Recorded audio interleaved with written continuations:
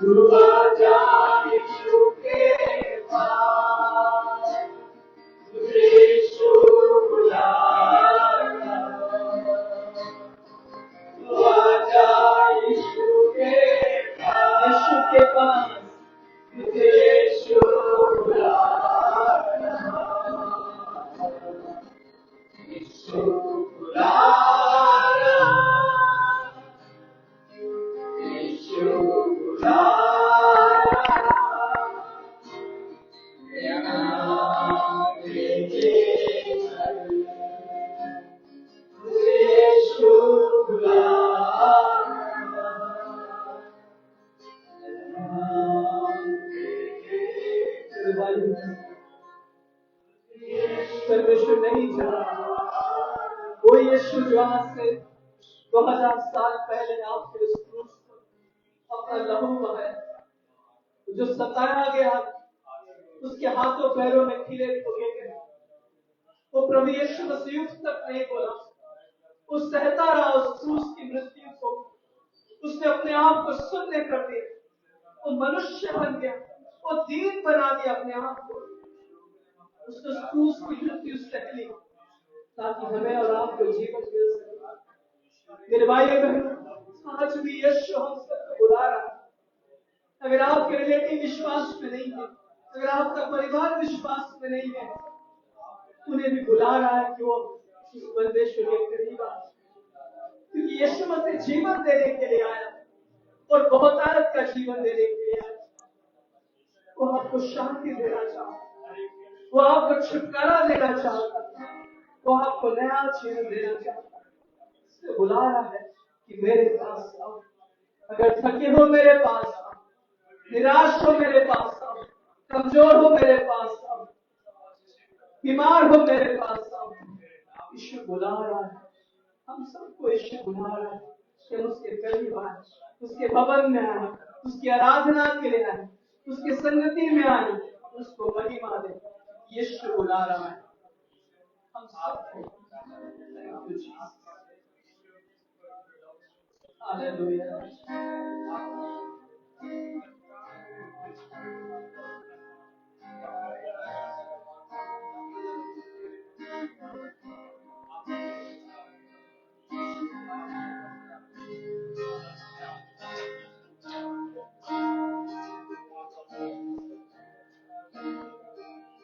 जैसा प्यार है तेरा,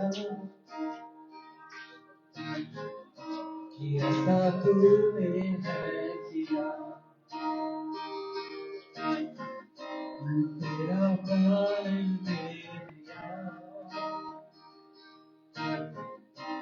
ताकि जीऊं मैं सदा। शैतान को हरा दिया, पापों को जड़ से उखाड़ दिया, मुझे खेल दिया नई गीत से। अब मैं जी उठा नई शक्ति से, तुझे नहीं भूलूंगा, हार नहीं मानूंगा, बढ़ता रहूंगा तेरे। तुझे नहीं भूलूंगा, हार नहीं मानूंगा, बढ़ता रहूंगा तेरे।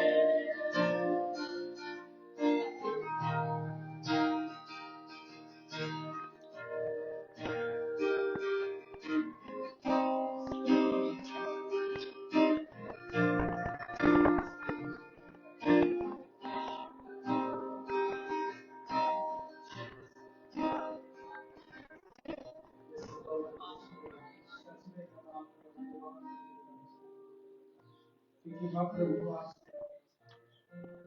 प्रेम करते प्रभु, और आपने हमको प्रेम किया बिना कुछ, कि आपने हमें कभी नहीं छोड़ा। तेरा पुत्र हम आपका धन्यवाद करते हैं, क्योंकि आप हमारी बहुत सी धन्यवाद करते हैं। तेरा धन्यवाद ये तेरा प्रेम सागर से किया हम आपका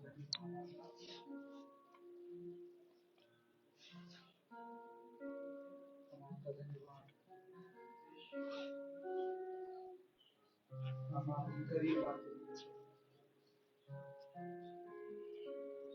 सूर्य पिता परमेश्वर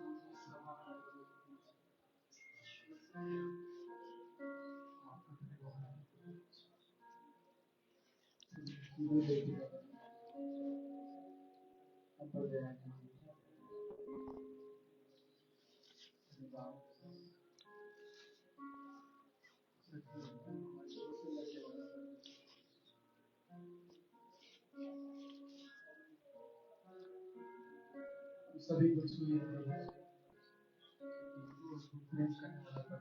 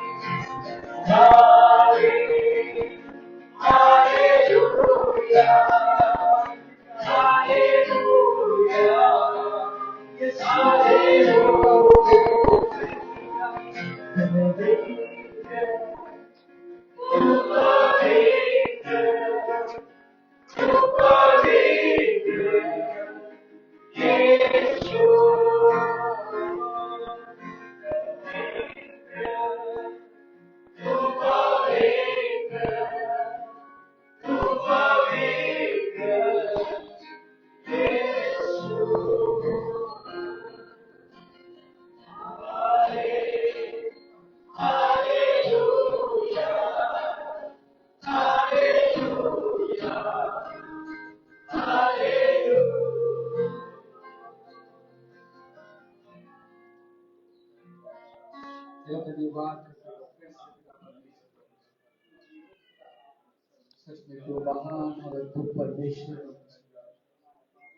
हम तेरी प्रशंसा करते प्रभु, हम तेरा धन्यवाद करते प्रभु। चलिए प्रभु के सभी और अपने अनुग्रह से आए सभी जन को सुना प्रभु अपनी उपस्थिति में धन्यवाद देते प्रभु। इस प्रार्थना को प्रभु यीशु मसीह के नाम से मांगते हैं, आमीन। सभी लोग जय मसीह की, सभी लोग स्थान पर जाएं।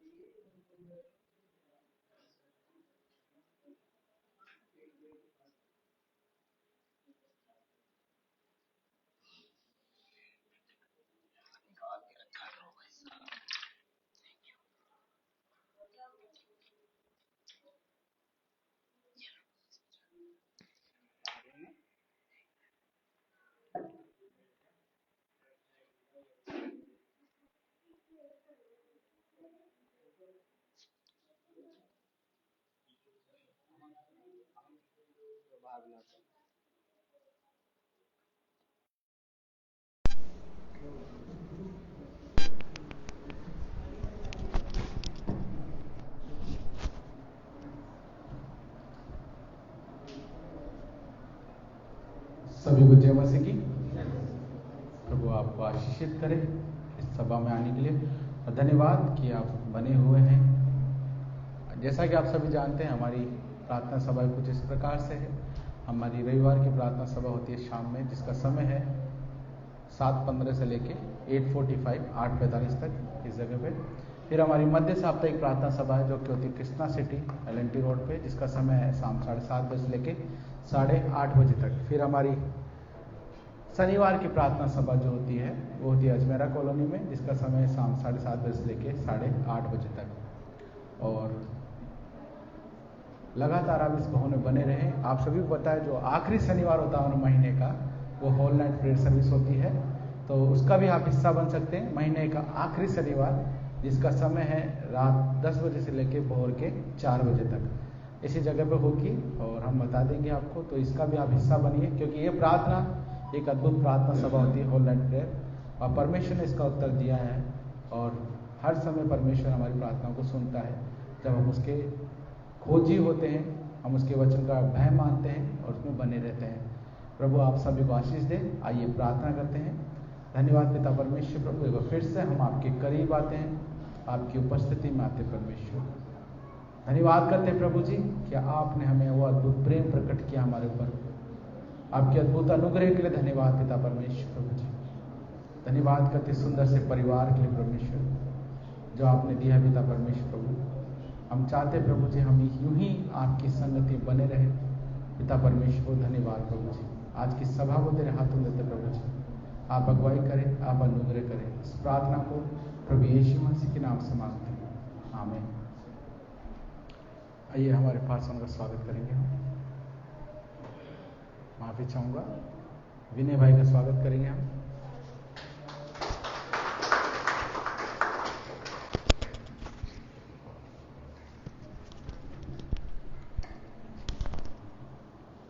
हेलो, जय मसीह की आप सभी को। कैसे आप सब लोग? आज क्या है? आज फादर्स डे है। तो जो भी फादर लोग हैं उनको ढेर सारी शुभकामनाएं। तो आइए समय न गवाते हुए वचन में जाते हैं। हम पढ़ेंगे नई व्यवस्था 27 का 30।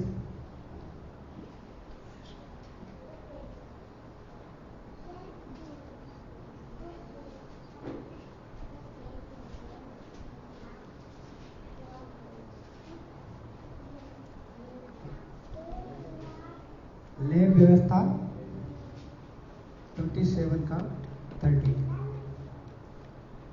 23 30 फिर भूमि की उपज का सारा दसमांश, चाहे वह भूमि का बीज हो चाहे वृक्ष का फल, वह यहोवा ही का है, वह यहोवा के लिए पवित्र ठहरे। क्या लिखा हुआ है, एक बार फिर से पढ़ेंगे। फिर भूमि की सारा दसमांश, चाहे भूमि का बीज हो चाहे वृक्ष का फल, वह यहोवा ही का है और वह यहोवा के लिए पवित्र ठहरे। पवित्र ठहरे। यहाँ पे लिखा हुआ है कि चाहे वो भूमि की उपज हो, चाहे वो कोई फसल हो, या हमारे खेत से तोड़े हुए कोई फल हो, या मतलब कुछ भी हो। उस समय के टाइम की बात है जब लोगों की जो रोजगार जीविका थी, किस मतलब खेती करते थे या भेड़ पालते थे, या उस समय के हिसाब से था। लेकिन अगर हम इस वचन को आज के हिसाब से देखें तो हम लोग नौकरी करने लग गए हैं, हम लोग काम धंधा करने लग गए हैं। और वहां पे लिखा हुआ कि हर किसी भी प्रकार का दसमांश जो है ना, वो किसका है? परमेश्वर ही का है। चाहे वो किसी भी प्रकार से कमाया गया हो, या वो हमारे किसी भी आय का जरिया हो, वो क्या है? हमारी आय का जरिया है। और उसका दसमांश हमको निकाल के परमेश्वर के लिए लाना है, और वो पवित्र है। वो कोई ऐसा नहीं है कि नहीं मेरे घर में आया और मैंने दे दिया, कुड़कुड़ नहीं करनी है।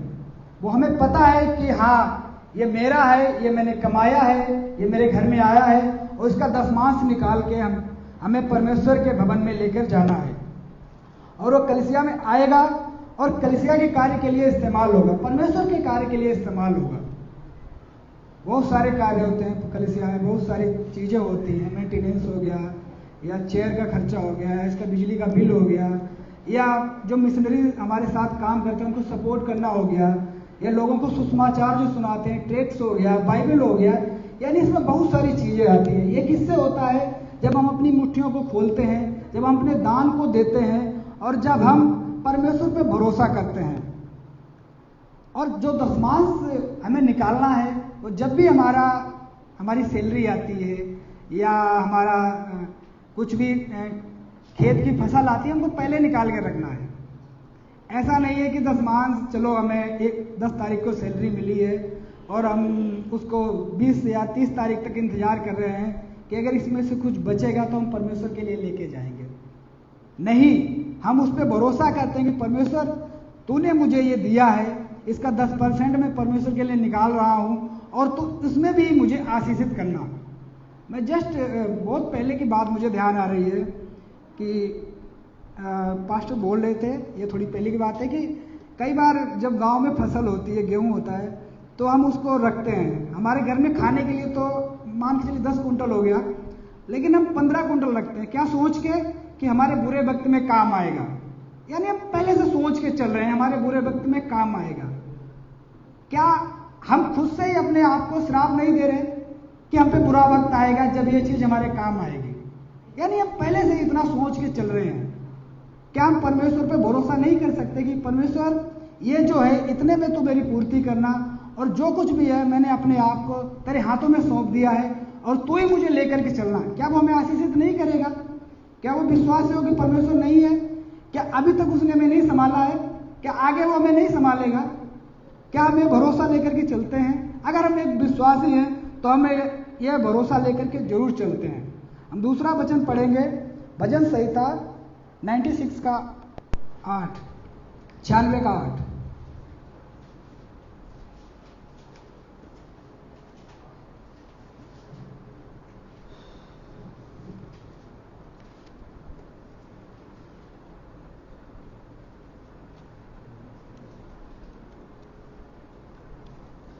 यहोवा के नाम की ऐसी महिमा करो जो उसके योग्य है, भेंट लेकर उसके आंगनों में आओ। आमीन। यहाँ पे लिखा हुआ है, यहोवा के नाम की ऐसी महिमा करो जो उसको योग्य है, और भेंट लेकर उसके आंगनों में आओ। हम किसकी महिमा कर रहे हैं? परमेश्वर यहोवा की महिमा कर रहे हैं। अगर अभी हमको कोई किसी नेता की रैली में ले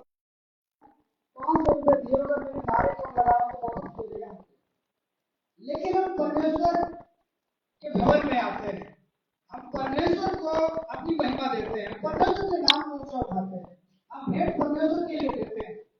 कई बार हम निकालते हैं तो अपनी सैलरी से सबसे छोटा नोट कि सबसे छोटा नोट मुझे मिल जाए। पिछले या 2 हफ्ते पहले योगी जी आए थे, क्या बोल रहे थे कि परमेश्वर के लिए जो हम दान दे रहे हैं, हमें ये सोच के देना है कि हम राजाओं के राजा को दे रहे हैं, और कुछ ऐसा दीजिए जिसको देने में अंदर से मतलब ऐसा लगे कि हमने कुछ दिया है। ऐसा मत हो कि जब में फटा हुआ 10 रुपये पड़ा हुआ है मैंने निकाल के दे दिया, उससे ना तो आपका भला होगा, ना जो आप परमेश्वर के कार्य के लिए दे रहे हैं उसमें भी वो काम में नहीं आएगा। और परमेश्वर महान है, हमें पता है कि हम उसकी महिमा के लिए बनाए गए हैं, और अगर हम ये काम नहीं करेंगे तो ये काम कोई दूसरा करेगा। और हम जानते हैं कि जो भी परमेश्वर हमें देता है वो सच में उसकी कुछ ना कुछ का हमें जरूर है कि हम वो काम करते हैं। सच में वचन देख रहा था, की कहानी देख रहा था, उसमें मैंने देखा कि रूत और बोअज का मैंने जिक्र देखा। उसमें रूत जो अपने सास के साथ आई थी, एक दूसरे देश से आई हुई थी, इजराइल में आके बसी हुई थी, और वो जब बोअज के खेत में बीतने के लिए जाती है, उसमें जौ की फसल लगी हुई थी, जब वो उसके खेत में गई तो बोअज था, उसने उस पर अपना अनुग्रह किया रूत के ऊपर, और उसने बोला कि जो मेरे दास है, जो मेरी दासियां इनके साथ में रहे, और अपने जो कर्मचारी थे उनको बोला कि जब ये मतलब बीतने के लिए आए तो उसको डांटना मत। और उसने ऐसा भी बोल दिया कि जब जो उसके लोग थे जो उठा रहे थे फसल, कि जब तुम उठा लो और जब मतलब तुम्हारा भर जाए, जो जिसमें रखते थे फसल, तो उसमें से कुछ कुछ गिराते रहना ताकि उसके लिए मिल जाए। तो हम वहां पे अनुग्रह देखते हैं, बोअज का अनुग्रह, उसने रूत के ऊपर अनुग्रह किया। आज कहीं ना कहीं जो रूत हमारा है, वो हमारे फैक्ट्री में जहाँ हम काम कर रहे हैं या कहीं कर रहे हैं, वो हमको अनुग्रह मिलता है वहां पे, परमेश्वर हमें वो अनुग्रह देता है वहां पे। क्योंकि कई बार हम देखते हैं कि हम जहाँ पे काम कर रहे हैं, हमसे टैलेंटेड लोग काम करने वाले हैं, हमसे अच्छे लोग वहां पे काम करने वाले हैं, लेकिन हम वहां पे काम कर रहे हैं। हम देखते हैं रूत वहां पे थी, वहां पे और भी लोग थे काम करने वाले, लेकिन जो बोअज का अनुग्रह था वो सिर्फ रूत के ऊपर था, क्योंकि वो परमेश्वर का भय मानती थी, वो उसके वचन के अनुसार चलती थी। क्योंकि जब वो वहां से आई थी अपनी सास की साथ, जो उसने बोला था कि तेरा परमेश्वर मेरा परमेश्वर है और तेरे लोग मेरे लोग हैं, जहां तू जाएगी वहां मैं उसके साथ जाऊंगी, उसका यह भरोसा था। क्योंकि आज हम अपने विश्वासी जीवन में नहीं कर सकते हैं कि हम परमेश्वर पर भरोसा करते हैं, हम उसके लोग हैं, हम उसकी महिमा करें तो उसकी महिमा के लिए थे। क्या सब तैयार है? यस, हम सब तैयार हैं, हम उस पर भरोसा करेंगे और हम अवश्य अपने काम को समाप्त आइए हम प्रार्थना करते हैं। धन्यवाद परमेश्वर पिता जी, आदर महिमा आपको देते हैं, आपके नाम की महिमा करते हैं, आपके नाम की आराधना करते हैं परमेश्वर पिता जी। आपने हमें ठहराया परमेश्वर पिता जी, हमारे जीवन के द्वारा अपनी महिमा कीजिए, अपनी आराधना कीजिए परमेश्वर पिता जी। और जो भी तुम काम धंधा करते हैं प्रभु जी, आपने पढ़ाई आपने चलाई प्रभु जी, हम और भी बढ़ सके आपकी महिमा आपकी बढ़ाई के लिए प्रभु जी, आपके सुसमाचार प्रचार के लिए प्रभु जी, दूसरों को खोलने हैं प्रभु जी, और प्रभु जी अपना दान अपना विश्वास करके धन्यवाद आदर महिमा आपको देते हैं प्रभु जी, प्रार्थना करते हैं।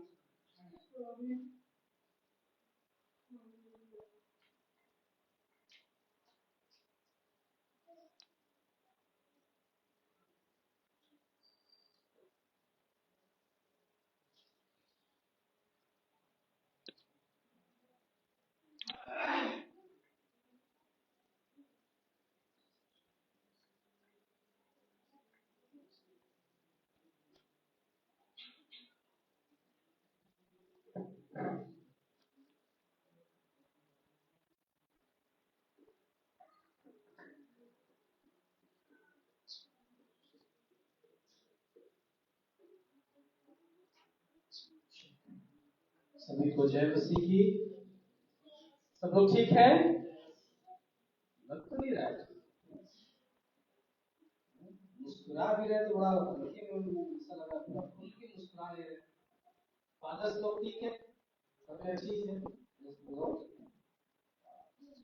खाना नहीं मिला क्या? लगता है पत्नी ने खाना नहीं दिया, आज पति लोग खुश नजर नहीं आ रहा, नमक कम था, टीका कम था, मुस्कुरा ले रहे हैं हम लोग। ओके, प्रेज द लॉर्ड, प्रभु की स्तुति हो। धन्यवाद आप सभी को आने के लिए, आज की संगति के लिए। हम कुछ क्षण हम चाहते हैं आप एक दूसरे से मिले, एक दूसरे से हाथ मिलाएं और बोले, मुस्कुराइए।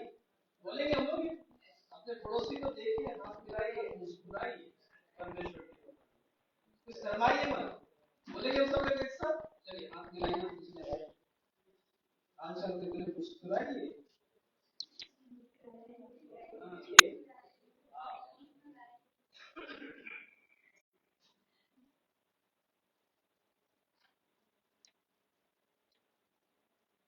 पता है कि हमारे इसी मुस्कुराने के लिए हम परिश्रम करते हैं, है ना? कोई है जो उदास होने के लिए परिश्रम करता है? हर व्यक्ति यही चाहता है कि मुस्कुराए। हर एक व्यक्ति यही चाहता है कि हमारा परिवार आनंदित हो। हर एक पत्नी यही चाहती है कि हमारा पति हंसे मुस्कुराए। हर एक पति भी यही चाहता है कि मेरी पत्नी मुस्कुराए। चाहते नहीं चाहते हम हर एक व्यक्ति चाहते। और यही रीजन है, पता है, कई बार शैतान हमारे मुस्कुराहट को चुराना चाहता है। उसे पसंद नहीं कि आप मुस्कुराए, उसे पसंद नहीं कि आप हंसे, उसे पसंद नहीं कि आप आनंद मनाएं, उसे बिल्कुल पसंद नहीं। लेकिन परमेश्वर चाहता है कि आप आनंद मनाएं, आप खुश हो एक दूसरे के साथ, परिवार में बच्चों के साथ मुस्कुराएं, आराधना करें। मैं आप सबको उत्साहित करना चाहता हूँ, ये मुस्कुराहट बहुत ही अनमोल तोहफा है जो परमेश्वर ने दिया है। बड़ा खूबसूरत तोहफा है जो परमेश्वर ने हमें दिया है, मुस्कुराने के लिए। हमारे जीवन में बहुत सारे रीजन है दुखी होने के लिए, लेकिन कुछ क्षण ऐसे भी आते हैं जो हम मुस्कुराते हैं।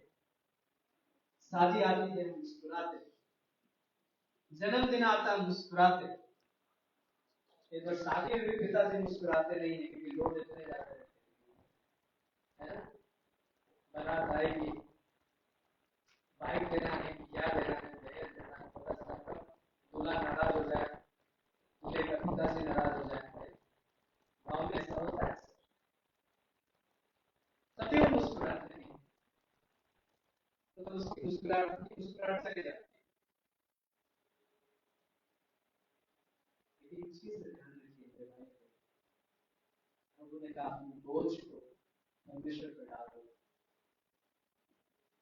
उससे तुम्हारा ध्यान है। एक जिम्मेदार व्यक्ति, एक जिम्मेदार पिता, एक जिम्मेदार पति, एक जिम्मेदार परिवार अपने परिवार के बारे में सोचता है और परिवार को लेकर चलता है।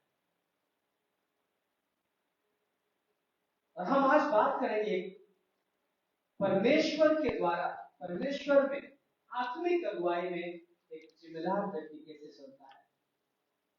जब तक हम आत्मिक अगुवाई में अपने परिवार को नहीं चलाएंगे तो परिवार नहीं मुस्कुराएगा।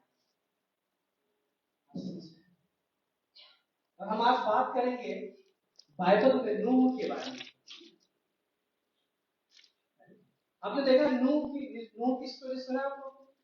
बाइबल में नूह जो है बहुत ही अद्भुत परमेश्वर का दास। उत्पत्ति के अध्याय 7 में, पहला किताब उत्पत्ति के अध्याय 7 में नूह बहुत ही अद्भुत परमेश्वर का दास है। परमेश्वर के साथ साथ चलने वाला व्यक्ति है। परमेश्वर को हमेशा आदर और महिमा देने वाला व्यक्ति है। नूह धर्मी है, ध्यान से सुने, नूह बहुत धर्मी है। वो प्रार्थना का व्यक्ति है, आराधना का व्यक्ति है। नूह वो परमेश्वर की आज्ञा को मानने वाला व्यक्ति है। नूह, आप समझ रहे? लेकिन समय आता है कि परमेश्वर कहता है कि नूह, मुझे अब इस संसार को नष्ट करना है। जल प्रलय हुआ, मुझे नष्ट करना है, क्योंकि हर एक व्यक्ति जो है पाप में डूब गया है। हर एक व्यक्ति परमेश्वर के खिलाफ जा रहा है। और वहां पर इतना पाप बढ़ रहा था, इतना पाप बढ़ रहा था कि लोग जो है परमेश्वर की आज्ञा के खिलाफ जा रहे थे। और परमेश्वर ने वहां पे दिखाई दी, परमेश्वर को भी हुआ कि नूह, सिर्फ तू धर्मी है और तेरे द्वारा तेरा परिवार बचाया जाएगा और बाकी सबको नष्ट करो। परमेश्वर ने कहा कि नूह एक काम कर, तू जहाज बना, एक बड़ी जहाज, बहुत बड़ी जहाज, और उस जहाज में सारे जानवर, हाथी, घोड़े, जिराफ, सब आना चाहिए। सारे जानवर उस मतलब उस जो है नाव में आना चाहिए। अब सोचिए उस नाव को बनने के लिए कभी तकरीबन सालों लगने वाला है, क्योंकि बहुत बड़ा नाव बनेगा। उसमें अलग अलग फ्लोर थे, 1 फ्लोर, 2 फ्लोर, 3 फ्लोर, ऐसे फ्लोर थे, जिसमें जो है कुछ अलग जानवर रहेंगे, किसी में अलग जानवर रहेंगे, किसी में अलग सामान रहेगा, किसी में फैमिली, नूह का फैमिली रहेगा। मैं ज्यादा डिटेल में नहीं जाऊंगा, लेकिन मैं आपको बताना चाहता हूँ, बहुत लंबी है, अब जरूर पढ़िएगा इसमें। यहां पे परमेश्वर ने नूह को कहा कि तू जहाज बना, और भारी वर्षा होगी और ये जल प्रलय से सब कुछ नष्ट हो जाएगा। और इससे पहले जब परमेश्वर जब कह रहा है, इससे पहले बारिश बिल्कुल भी नहीं हुआ, लोगों ने बारिश देखा ही नहीं था, लेकिन इतना ज्यादा ओस गिरता था कि ओस से जमीन की सिंचाई हो जाती थी। ठीक है, इतना ज्यादा ओस गिरता था कि ओस से उस जमीन की सिंचाई हो जाती थी। अगर आप पहले समय में आप देखेंगे तो पहले बहुत ज्यादा ओस गिरते थे, लेकिन पोल्यूशन के कारण ओस गिरना बंद हो गया। नहीं तो इतना ज्यादा ओस गिरते, मुझे अभी भी याद है कि हम छोटे थे, जब खेतों में हम घुसते थे तो पूरा नहा के बाहर निकलते थे, इतना ज्यादा ओस गिरते थे, पूरा पानी पानी, ऐसा पानी इकट्ठा करेंगे तो बहुत हो जाता था घासों पर, खेतों में। तो सोचिए उस समय जो है बारिश बिल्कुल नहीं हुआ था, और यहाँ पे जो है अचंभा वाली बात थी कि परमेश्वर कह रहा कि बहुत भारी वर्षा होगी। और पता है जब नूह ने लोगों को संदेश सुनाया था कि भाई ध्यान रखो, मन फिराओ, अपने पापों से मन फिराओ, अपनी गलतियों से मन फिराओ, क्योंकि भारी वर्षा होगी और परमेश्वर जो है सबको नष्ट करेगा भारी जल से। सब लोग हंसने लगे नूह के ऊपर, अरे नूह क्या मजाक कर रहे, क्या मजाक कर रहा है, क्या मजाक कर रहा है, अरे भाई बारिश हुई नहीं है, ओस गिर रहे हैं, ओस से कितना बाढ़ आएगी। नूह पे लोग हंस रहे थे, नूह का लोग मजाक बना रहे थे, लेकिन परमेश्वर ने कहा कि तू जहाज बना। और पता है नूह ने अपने परिवार को, उसके 3 बेटे थे, उनके पत्नियों को, तीनों बेटों को, पत्नी को, सबको लिया और सब जहाज बनाने में लग गए। अब सोचिए इतना लंबा चौड़ा जहाज उसको बनाना है, अब उसमें लग गए सारे काम में, सुबह से लेकर शाम तक जहाज बना रहे, और ये जहाज तकरीबन 1 साल लगा बनाने के, लेकिन तब तक नूह जो है लोगों को बताता रहा, मन फिरा, मन फिरा, मन फिरा। राइट, क्या लिखा है यहाँ पे, अगर पढ़ेंगे हम लोग बड़ा ध्यान से पढ़ेंगे, 7:1 में, तब यहोवा ने नूह से कहा, तू अपने सारे घराने समेत जहाज में जा, क्योंकि मैंने इस समय के लोगों में से केवल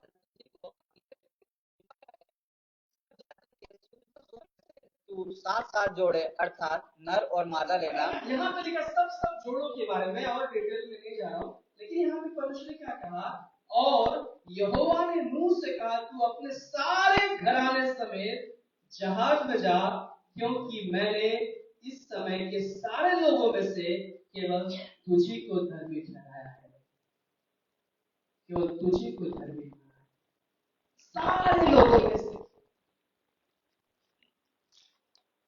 और सोचिए कि नूह अपने परिवार के साथ धर्मी ठहराया जाता है, कैसे, जबकि आसपास का माहौल बड़ा गड़बड़ है, आसपास का माहौल ठीक नहीं, आसपास के माहौल में तकलीफ है, हर जगह पाप फैला हुआ है, अभिलाषाएं फैली हुई है, झूठ और लालच फैला हुआ है।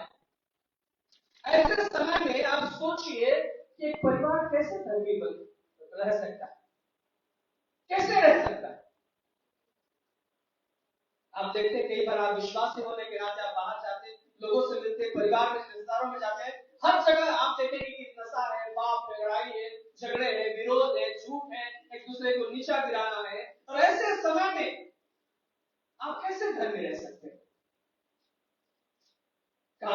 जाते हैं आप काम पर आपके साथ कोई विश्वास नहीं है।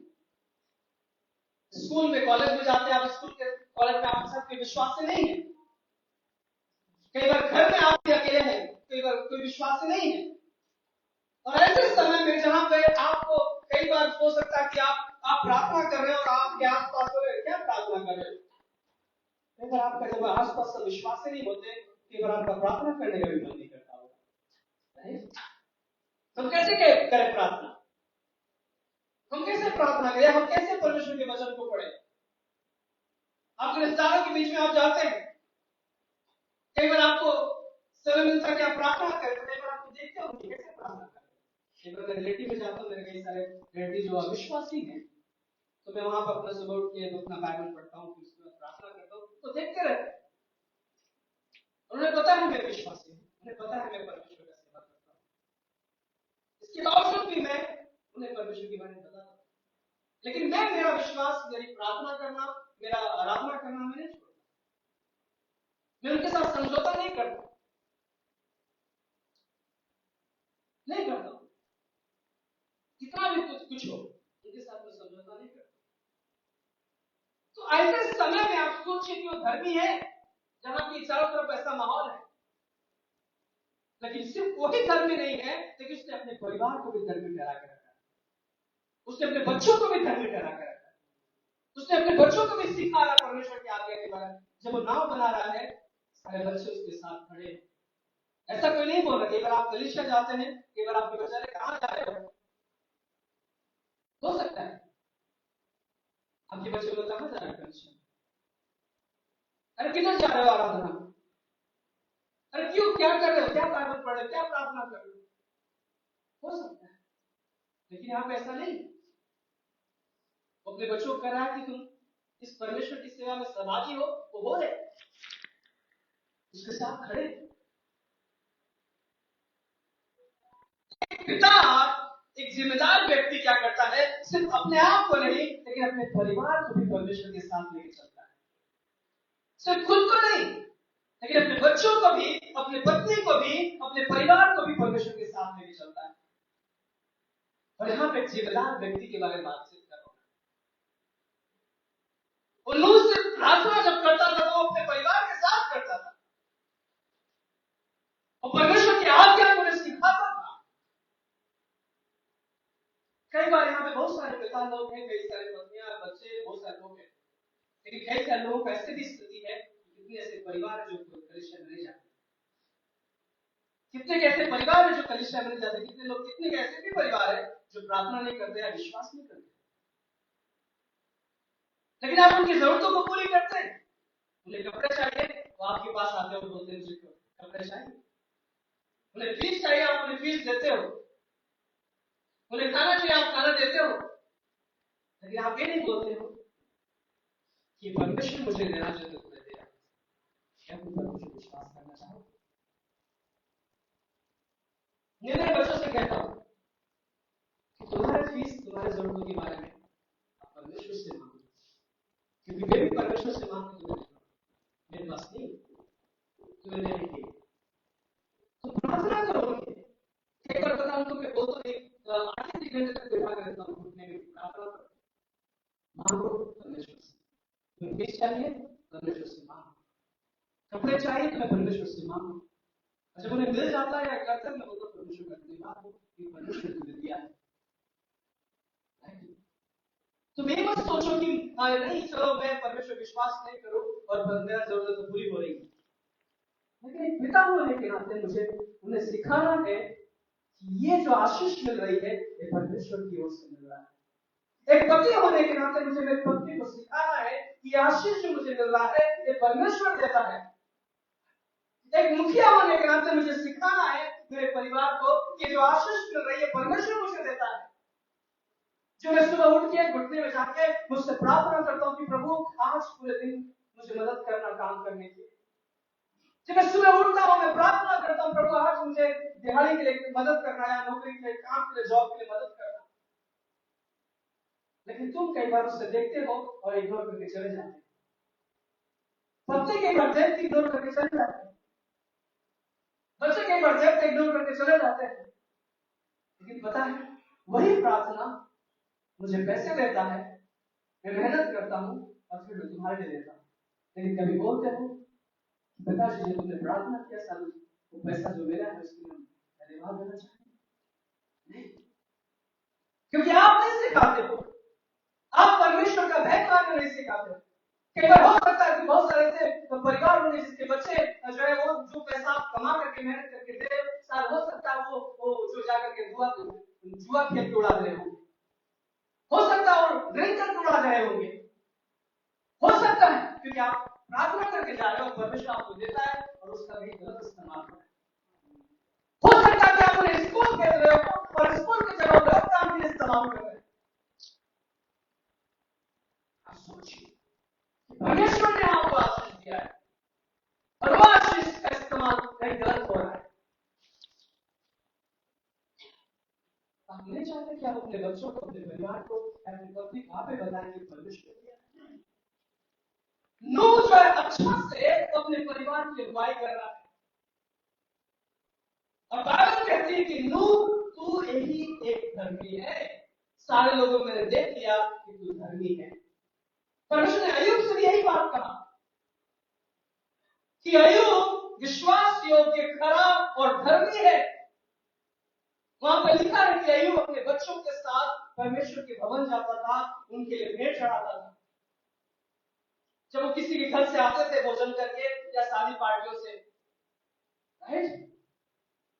अब सोचिए कि विश्वास योग्यता के बारे में कि आप जो है काम कर रहे हैं, परिश्रम कर रहे हैं, लेकिन परमेश्वर चाहता है कि आप विश्वास योग्यता के साथ अपने परिवार की अगुवाई करें। बाइबल में एक और जिक्र है हन्ना और पनीना के बारे में, याद है?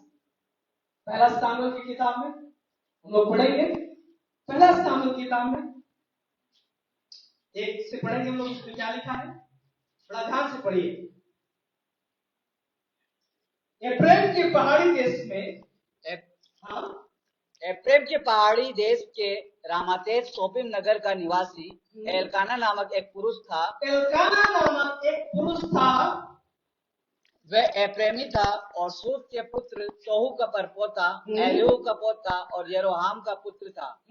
उसकी दो पत्नियां थी, एक का नाम हन्ना और दूसरी का नाम पनिन्ना था। पहले थी, ध्यान रखिए, अभी नहीं थी, अभी बस एक ही पत्नी काफी है, ध्यान रखिए, एक ही पत्नी पहले थी। ऐसा मत कहिएगा किसी को बोल रहे अभी बाइबल में दो पत्नियां लिखा है ना? आप एक ही पत्नी, एक पति का एक ही पत्नी होनी चाहिए, ये चीज ध्यान रखिए। ओके, आगे बढ़े।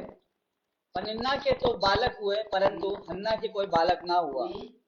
वह पुरुष प्रतिवर्ष अपने नगर से सेनाओं के यहोवा को दंडवत करने और मेल बलि चढ़ाने के लिए सीलो में जाता था और वहां होप्नी और पिनास नामक एली के दो पुत्र रहते थे जो यहोवा के याजक थे। और जब जब एलकाना मेल बलि चढ़ाता था तब तब वह अपने पत्नी पनिन्ना को और उसके सब बेटे बेटियों को दान दिया करता था। ओके, अब यहाँ पे देख रहे हैं क्या लिखा है, एक जिम्मेदार व्यक्ति, यहाँ पे लिखा है कि ये व्यक्ति हर दिन क्या लिखा वहां पे, और वो वह पुरुष प्रतिवर्ष अपने नगर से सेनाओं के यहोवा को दंडवत करने और मेल बलि चढ़ाने के लिए सीलो में जाता था और वहां होप्नी और फिनास नामक ये व्यक्ति परमेश्वर का भय मानने वाला व्यक्ति था। ये व्यक्ति परमेश्वर को आदर देने वाला व्यक्ति था। और सिर्फ यही अकेले नहीं, अपने पत्नी को भी लेके जा रहा है, अपने बच्चों को भी लेके जा रहा है, उनका भी भेंट दे रहा है। सोचिए, एक जिम्मेदार व्यक्ति, और परमेश्वर ने बताया है इसके जीवन में एक बेटे को दिया था जिसका नाम था सामुएल। और पता है उस सामुएल परमेश्वर के भवन में रहता था और उस सामुएल एक महान भविष्यवक्ता बना। सामुएल जो इस्राएल की अगुवाई किया, जो परमेश्वर का भय मानने वाला व्यक्ति था। सामुएल जो परमेश्वर की उपस्थिति में चलने वाला व्यक्ति था, इसका बेटा था इसका। अब सोचिए कि एक पिता का जीवन, एक पत्नी का जीवन परमेश्वर के करीब कितना होना चाहिए। हम कलीसिया सिर्फ बैठने के लिए नहीं आते मेरे भाई, हम विश्वास सिर्फ विश्वासी बनने के लिए नहीं करते, नाम लड़ाई वाला विश्वासी बनने के लिए नहीं, हम इसलिए करते हैं या इसलिए आते हैं कि हमारे जीवन से ही नहीं, लेकिन हमारे परिवार के जीवन से परमेश्वर को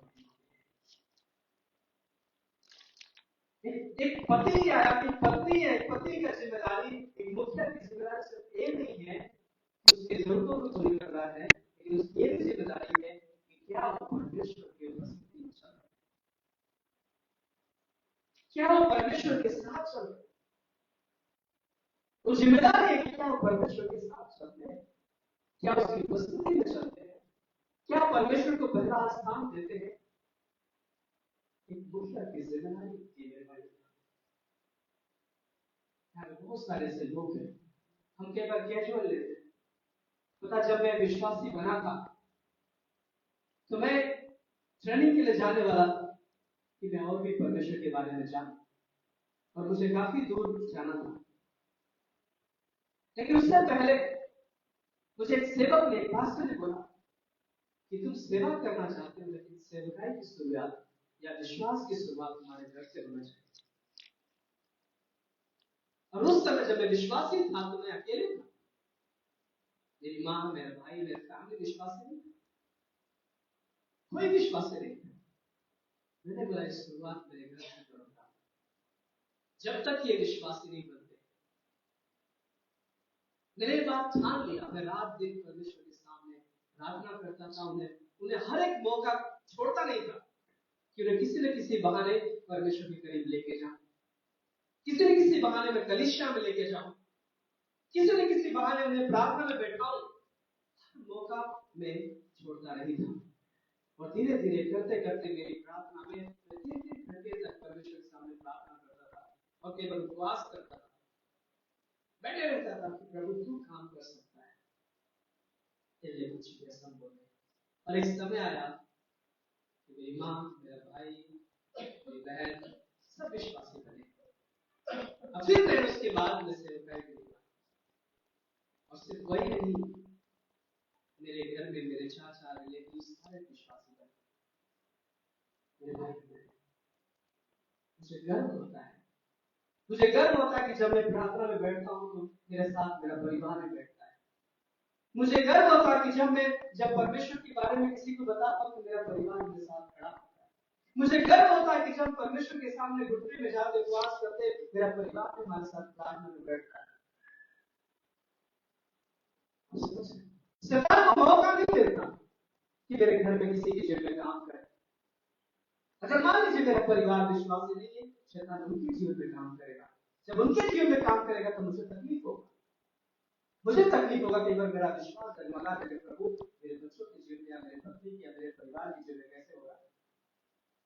लेकिन मेरी गलती क्या है कि मैंने मेरे परिवार को परमेश्वर के करीब लेके नहीं आया।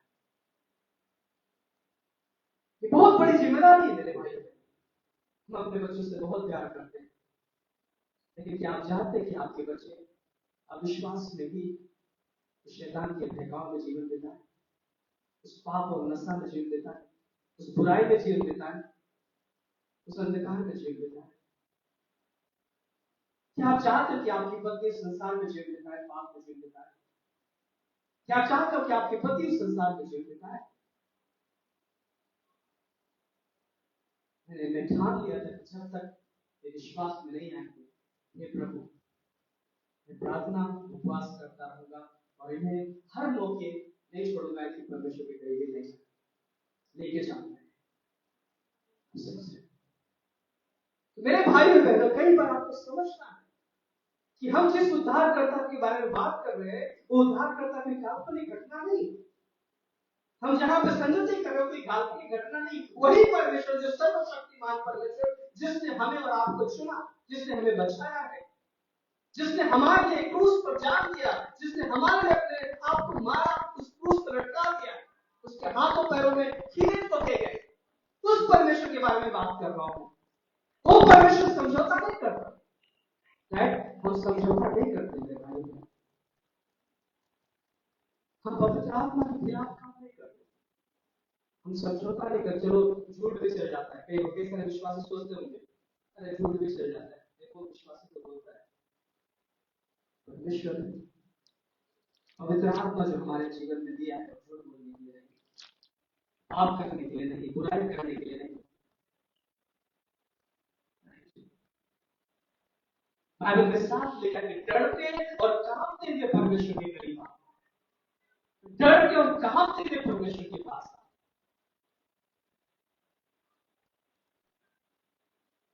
मेरे भाई इस चीज को गहराई से समझना है कि परमेश्वर ने क्यों चुना, किस लिए चुना है, किस उद्देश्य से चुना है, उसका मकसद क्या है हमारे जीवन में, उसकी योजना क्या है हमारे जीवन में, उसकी बुलाहट क्या है मेरे जीवन में। मैं कलीसिया क्यों जा रहा हूं, सिर्फ जा रहा हूं और आ रहा हूं। मैं विश्वास क्यों करता हूं, मैं इसलिए कि सिर्फ विश्वासी बनने के नाम धराई के लिए, नाम धराई के विश्वासी मत बने, वैसा विश्वासी मत बने, क्योंकि परमेश्वर ने आपके जीवन को बदलने के लिए विश्वासी बनाया है, नाम बदलने के लिए नहीं। आपके जीवन बदलने के लिए विश्वासी बनाया, और आपका जीवन नहीं बदला है तो कई बार आपका पड़ोसी, आपका परिवार देख के बोल सकता है अरे आप कैसे विश्वासी हैं, आप कैसे विश्वासी। कई बार कुछ लोग गलत का ईसाई मतलब वही जो क्रिसमस मनाते हैं, ईस्टर मनाते हैं, दारू पीते हैं, वही जो धर्म परिवर्तन करते हैं। बिल्कुल ये इसके बारे में बात नहीं कहता है, ध्यान रखिए, ये बाइबल का परमेश्वर नहीं, हम ईस्टर गुड फ्राइडे का परमेश्वर नहीं है। सिर्फ हम विश्वासी नहीं है, हम हर दिन परमेश्वर के उपस्थिति में जाते हैं, सिर्फ ईस्टर गुड फ्राइडे के दिन नहीं या क्रिसमस के दिन नहीं।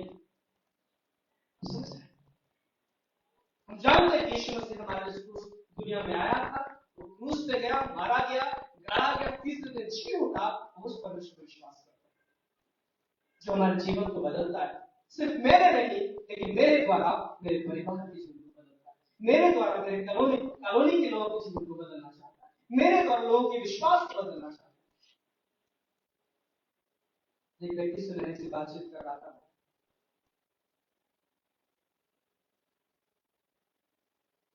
व्यक्ति ये बोल रहे थे कि भाई आपको शनिवार या मंगलवार या दिन नहीं मानते। कुछ लोग होते हैं ना, शनिवार मंगलवार बुधवार है, ये दिन ठीक नहीं है, वो दिन ठीक नहीं। मैंने बताया कि परमेश्वर ने उत्पत्ति के अध्याय में लिखा है कि वो हर दिन अच्छा बनाया और उसने कहा कि अच्छा है।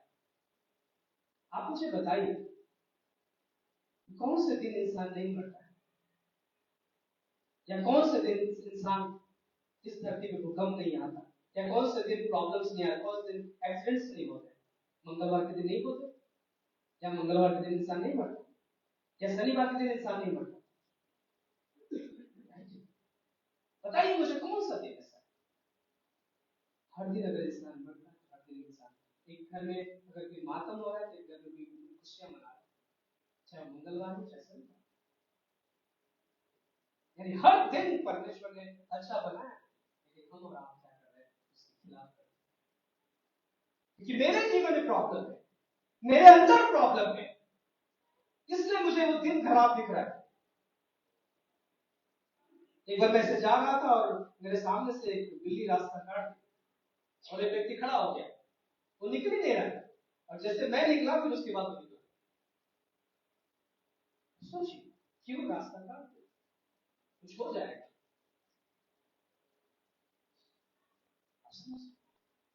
प्रॉब्लम कहाँ है, मेरे अंदर।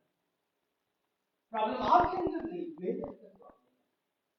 समय के अंदर प्रॉब्लम नहीं है, बिल्ली रास्ता काट दिया या कौन सा दिन है कौन सा रात है, एक प्रॉब्लम नहीं। प्रॉब्लम मेरे अंदर शांति नहीं है, मेरे अंदर डर है। मैं जब रास्ते में चल रहा हूं मैं डर में चल रहा हूं, मेरे अंदर डर है, मैं असुरक्षित हूं। लेकिन बाइबल कहता है कि जिन्होंने भी यीशु मसीह को ग्रहण किया है, मेरे भाई बहनों, वो सुरक्षित हाथों में है, वो सुरक्षित हाथों में है।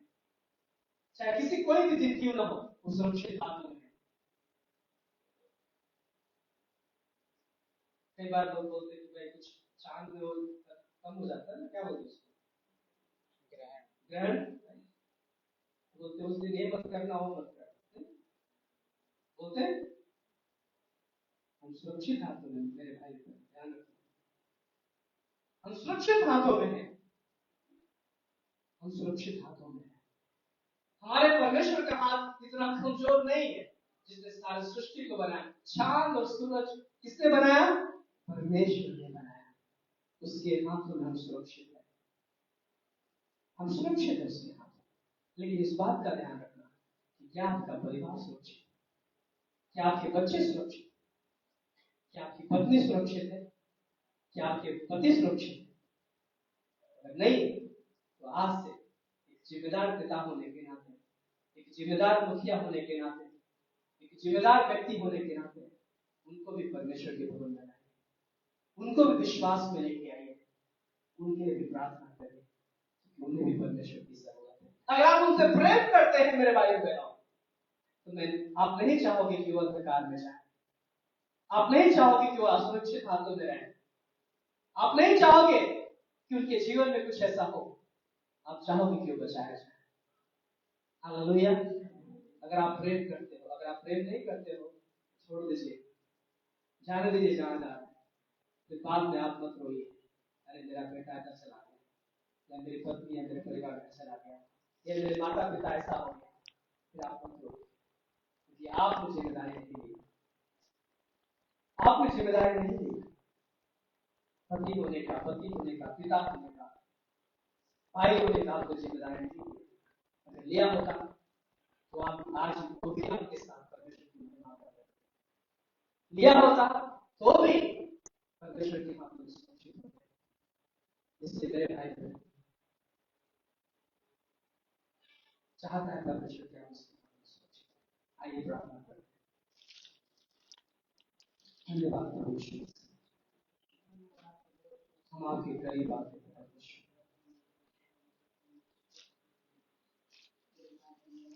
हे प्रभु, जिस प्रकार नूह अपने परिवार के साथ धर्मी ठहरा और उस जल प्रलय में बचाया गया और उसके द्वारा एक नई जातियां, एक नया परिवार, एक नया देश बना, वो आशीषित हुआ, उसके जीवन से उसका परिवार आशीषित हुआ।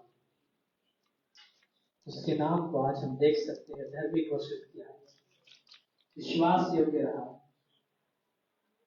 हन्ना उसके परिवार, उसके पति के बारे में देखते विश्वास योग्य रहा। दाऊद अपने बेटे सुलेमान को सिखाता है नीति वचन में, हम देख सकते हैं। प्रभु यीशु से हमारी प्रार्थना है कि सिर्फ मैं नहीं, एक पिता होने के नाते हमारी जिम्मेदारी की हमारे बच्चे भी परमेश्वर के करीब जाए। एक जिम्मेदार व्यक्ति होने के नाते हम उन्हें भी तेरे भवन में देखना चाहते हैं प्रभु, तेरे उपस्थिति में देखना चाहते हैं, तेरे करीब देखना चाहते हैं। यहाँ पे बहुत सारे पिता जो हैं, जिन्होंने अपनी जिम्मेदारियां उठाई हैं अपने परिवार की, लेकिन ये भी जिम्मेदारियां उठाई कि उन्हें भी अपने परिवार को भी तेरे भवन में लेके आए, उन्हें आत्मिक रूप में बढ़ाएं, प्रार्थना में, संगति में बढ़ाएं और आपको महिमा दें। धन्यवाद प्रभु यीशु। आए वे सभी को आशीषित करना प्रभु, सभी की कमी घटी को पूरी करना परमेश्वर, सभी को चंगाई देना पिता, और सभी के जीवन से प्रभु आपको महिमा दें। यहाँ से कोई भी प्रभु खाली नहीं जाए, हर एक के जीवन में तेरा शांति, आशीष, अनुग्रह भर के देना परमेश्वर। हम धन्यवाद करते हैं, ये प्रार्थना प्रभु यीशु के नाम से।